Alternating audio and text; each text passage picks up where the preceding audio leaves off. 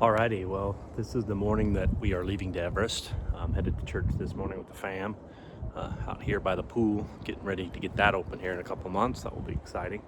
But I got my hair cut really short, trimmed up my beard a little bit, cut all my fingernails and everything ready to go. And it's been interesting preparing for this trip. It's made me think about the preparations that people need to go through in their own life to be prepared for certain things. And as full transparency, my personality over the years has been, hey, I'm just going to kind of wing it.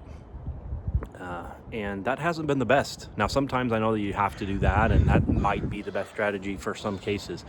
I have found, though, in preparing for this, we got our packing list 3 months beforehand. We got 4 or 5 months before that. We've got our workout schedule, and I followed that pretty rigorously. And I also went over the packing list multiple times, and I feel really at peace that I'm prepared physically as well as emotionally, as well as, I've had the conversations with my family about why I'm gone and things that they need to do, or if something were to happen to me, which of course I don't think that's going to happen, but if it did, all of those things to be better prepared. And so the purpose of this film, Retirement Everest, is talk about the preparation, right?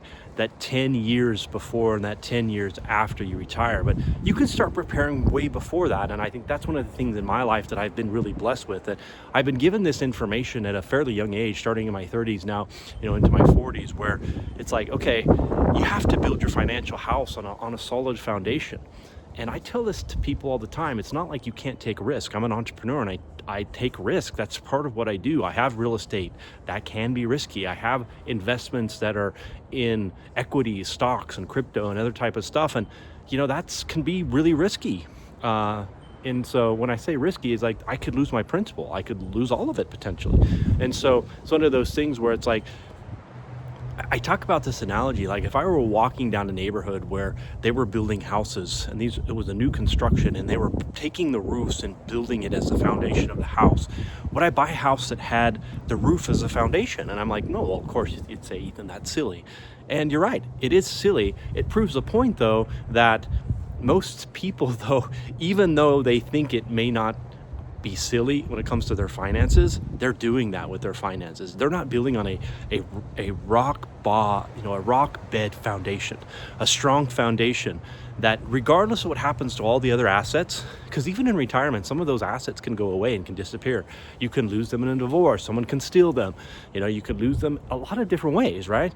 And so to me, retirement is about income.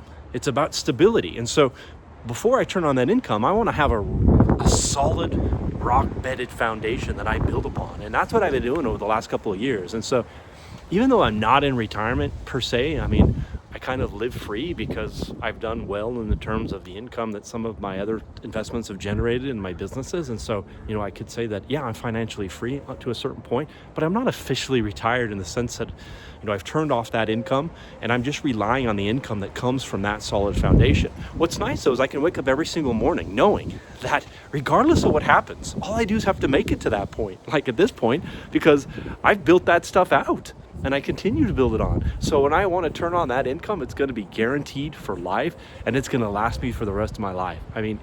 It really is peaceful knowing that I can wake up every single morning knowing that I've already got that plan in place, that it's already really amazing. So with my house here, it's on a rock solid, bedded foundation. That's, an earthquake could happen. I could lose the top of it, but I could rebuild upon that. And I've had some financial problems in my life. I'm not perfect. I've had some setbacks with some of the investments that I've had. But again, when I talk to my wife and I talk to my family and I talk to myself internally, when I write my journal, things of that nature, I can wake up every single morning knowing that I have that in place. So you can lock in your lifestyle even now, right?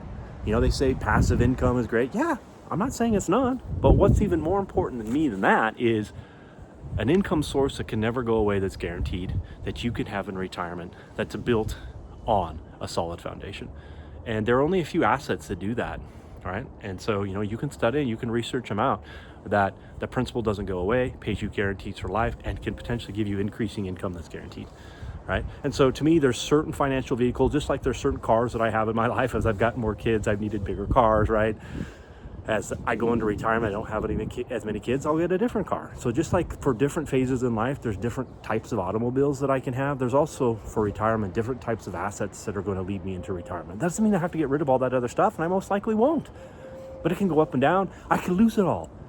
I can still, though, wake up every single morning, even now, even though I haven't reached that age of retirement age per se, based upon what the government's saying, or whenever I want to do that, knowing that that's already locked in.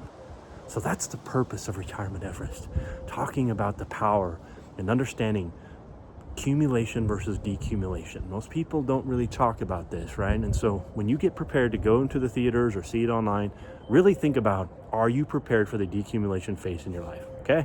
I'll be taking videos along the way, and I'll be uploading here on my channel. Take care.